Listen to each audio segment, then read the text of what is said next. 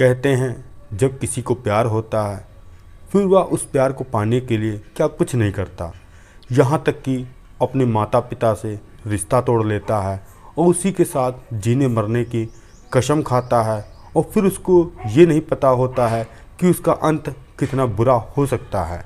इस घटना में भी ऐसा कुछ होता है कि एक शादीशुदा महिला को एक अनजान शख्स से प्यार होता है और महज 3 महीने ही बीते थे उस महिला के साथ ऐसी घटना घटित होती है जिसको सुनने के बाद आप भी हैरान हो जाएंगे।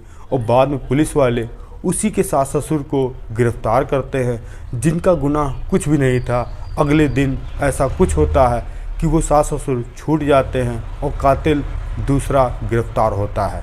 आखिर उस महिला के साथ ऐसा क्यों हुआ और किसने किया और उसके सास ससुर को क्यों छोड़ा गया। जब इस मामले का खुलासा हुआ तो एक ऐसा हैरान कर देने वाला सच आया जो कि काफ़ी चौंका देने वाला है। आप सभी दोस्तों को नमस्कार, मेरा नाम रवि है। मैं आशा उम्मीद करता हूँ आपको बहुत अच्छे होंगे। अगर आप हमारे चैनल पर नए हों सब्सक्राइब बेल आइकन जरूर दबाएं। यह सच्ची घटना चालू होती है 2023 से और वो जगह थी पश्चिम बंगाल का एक जो इलाका है चकुलिया और उसी के अंतर्गत एक जो थाना है मिर्जापुर, यही का रहने वाला एक परिवार, जो परिवार के मुखिया थे उनका नाम था फरकुद्दीन और उनकी एक बेटी थी जिसका नाम था नूर बेगम। फिर उनकी बेटी बड़ी होती है 2023 में वो अपनी बेटी के लिए रिश्ता ढूंढते हैं।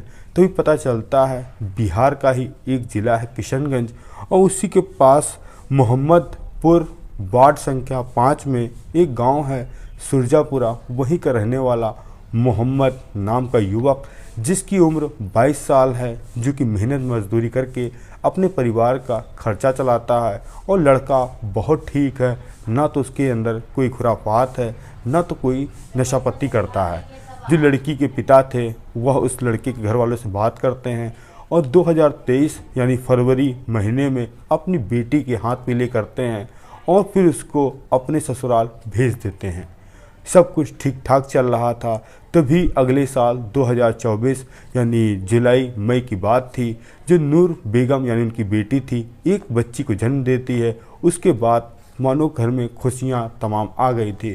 तभी जो नूर बेगम का पति था मोहम्मद अपनी पत्नी से कहता है क्यों ना आप बिहार छोड़कर कहीं दूसरे राज्य जाएं और अच्छा पैसा कमाएं, जिसके बाद जो मेरे माता पिता हैं और तुम्हारी मैं अच्छे से देख रेख कर सकूं।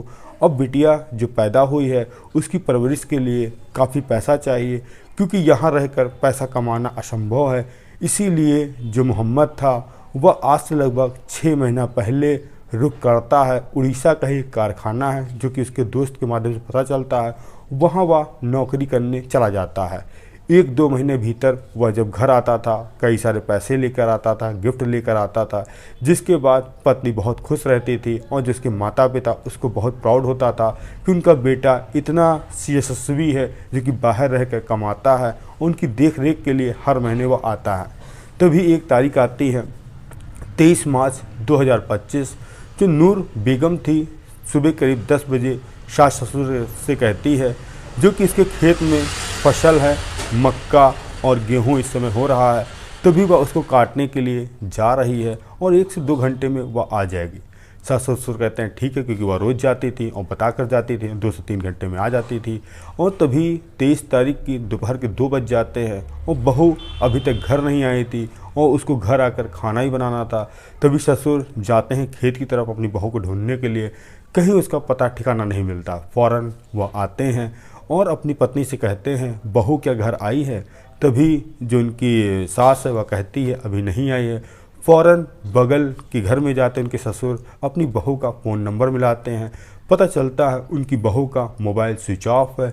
शाम तक हर मोहल्ले में ढूंढा जाता है और फिर यह बात उसके पति मोहम्मद, जो कि उड़ीसा में रहने वाला काम कर रहा था, उसको बताई जाती। वह कहता है रात तक देख लो, क्या पता कहीं रिश्तेदारी में गई हो और उसका मोबाइल स्विच ऑफ हो गया इसीलिए नहीं बता पा रही हो। तो अगले दिन अगर ना आए फिर बताना, फिर मैं भी वहाँ उड़ीसा से आऊँगा बिहार और अपनी पत्नी को ढूंढूंगा। अब दूसरी तारीख 24 तारीख आ जाती है और इधर सास ससुर हर जगह अपनी बहू को ढूंढते हैं, मगर वह सभी जगह ढूंढने में असमर्थ है। फ़ौरन फिर जो पश्चिम बंगाल में जो उनके पिता थे जिनका नाम था फरकुद्दीन, उनको कहते हैं कि आपकी बेटी कल दोपहर में घर से भाग गई है, अभी तक वह नहीं आए है। जैसे ही नूर बेगम के पिता यह बात सुनते हैं वह हैरान हो जाते हैं। वह फ़ौरन तुरंत अपने घर से निकलते हैं, बिहार का जो ज़िला किशनगंज वहाँ आते हैं और धीरे धीरे तारीख अब या हो चुकी थी 25 तारीख को आते हैं और अपनी बेटी के ससुराल पहुँचते पता चलता है वह कहीं भाग गई है, उसका मोबाइल स्विच ऑफ है। अब उनको जो फरकुद्दीन थे, उनकी बेटी जब नहीं मिल रही थी तो उनको बेटी की अनहोनी की चिंता सता रही थी। वह फ़ौरन पास के पुलिस थाने पहुंचते हैं, अपनी बेटी की गुमशुदगी की रिपोर्ट दर्ज कराते हैं। इधर पुलिस वाले सब लोगों से पूछताछ करते हैं और तभी पता चलता है जो एक तारीख थी 26 मार्च 2025 को, जो उसी गांव के ही 3 से 4 किलोमीटर एक मक्के का खेत था।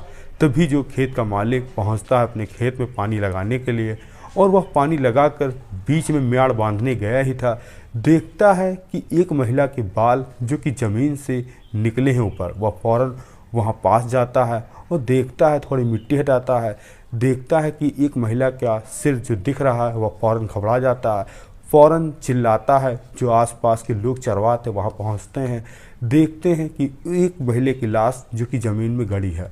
फ़ौरन यह बात पुलिस को इत्तला की जाती है। पुलिस उस बॉडी को निकालती है तो देखती है कि जो उस महिला के पैर हैं वह सीने में बांधे हुए हैं और ऐसा लगता है कि 2 से 3 दिन पहले इसको मार के डाला गया है।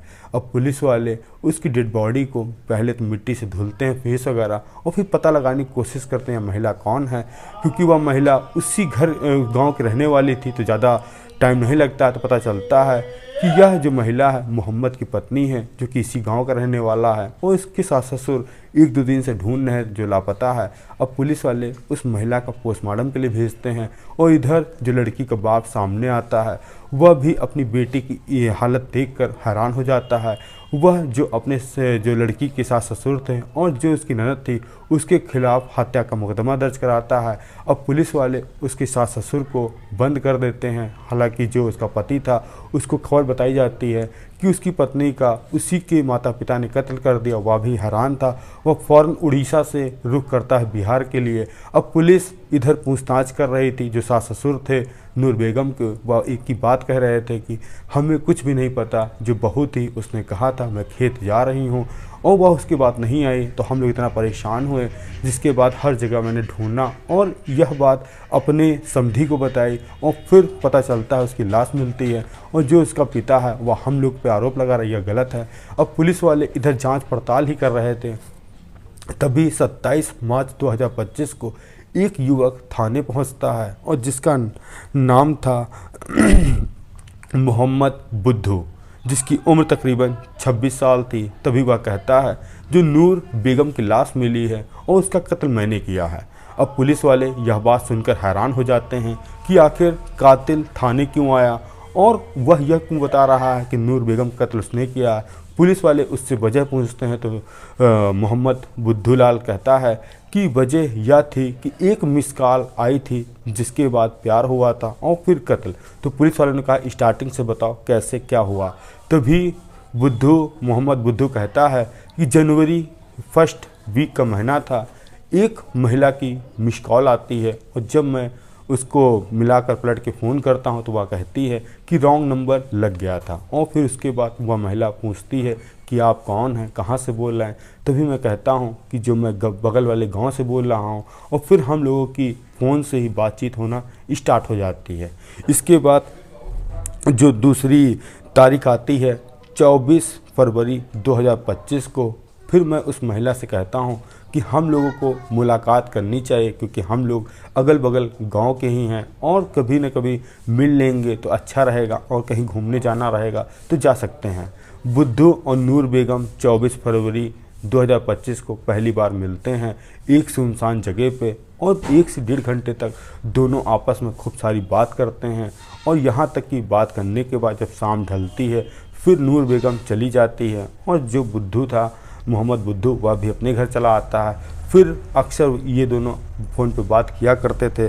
तभी एक दूसरी तारीख आती है 20 फरवरी 2025 को, जो कि नूर बेगम कहती है अपने प्रेमी से कि मुझे तुमसे मिलना है और आज दोपहर 12 बजे मैं अपने खेत के लिए निकलूँगी और तुम बजरे के खेत में आ जाना। और पहली बार वो लोग मिलते हैं और उसी दिन फिजिकल रिलेशन बनाते हैं और यहाँ तक कि अब सिलसिला इन लोगों का अवैध संबंध का आ चुका था।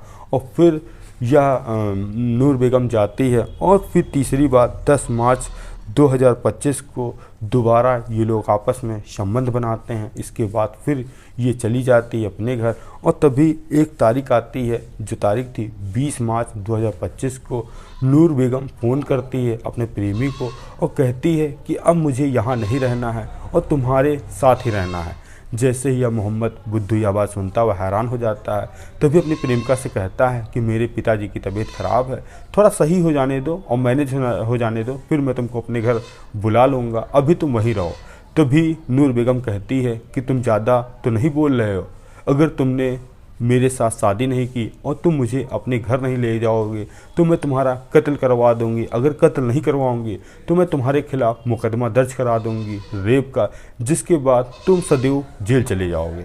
अब जैसे ही यह बात नूर बेगम ने कही और फ़ोन काट दिया और फिर जो मोहम्मद बुद्धू था उसके मन में खौफनाक प्लान एक तैयार हो गया। वो प्लान यह था कि अगर उस महिला से वह शादी नहीं करेगा, जिसके बाद अब उसको जेल जाना पड़ेगा, तभी उसने सोचा क्यों ना इस महिला को ही रास्ते से हटा दिया जाए। 23 मार्च 2025 को वह नूर बेगम अपनी प्रेमिका को फ़ोन करता है और कहता है कि आज आ जाओ, एक बात तुम्हारे लिए है जो कि मेरे दिल में खटक रही है, आज मैं वह क्लियर करना चाहता हूँ। अब नूर बेगम बिल्कुल तैयार थी मिलने के लिए।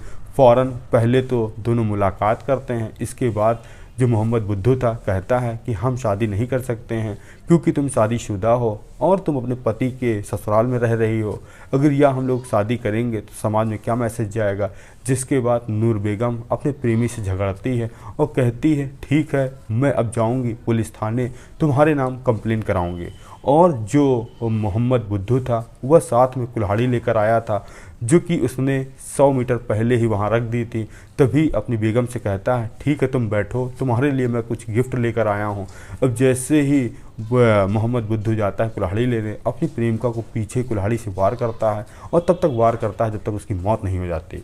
फिर कुदाल लेकर आता है, 3 फीट का गड्ढा खोदता है, अपनी प्रेमिका के पैर जो कि बांध देता है चेस्ट से और फिर उसकी डेड बॉडी को 3 फीट गड्ढे में दफनाने के बाद माटी डाल देता है, जो कि बजरे के खेत के बीच में थी। और इसीलिए किसी को कुछ पता नहीं चल रहा था कि दोपहर का समय था। गांव के लोग भी सुबह शाम को खेत में आते थे और इसी बात का वह फ़ायदा उठाता है और फिर प्रेमिका की लाश को गाड़ कर वह चला जाता है।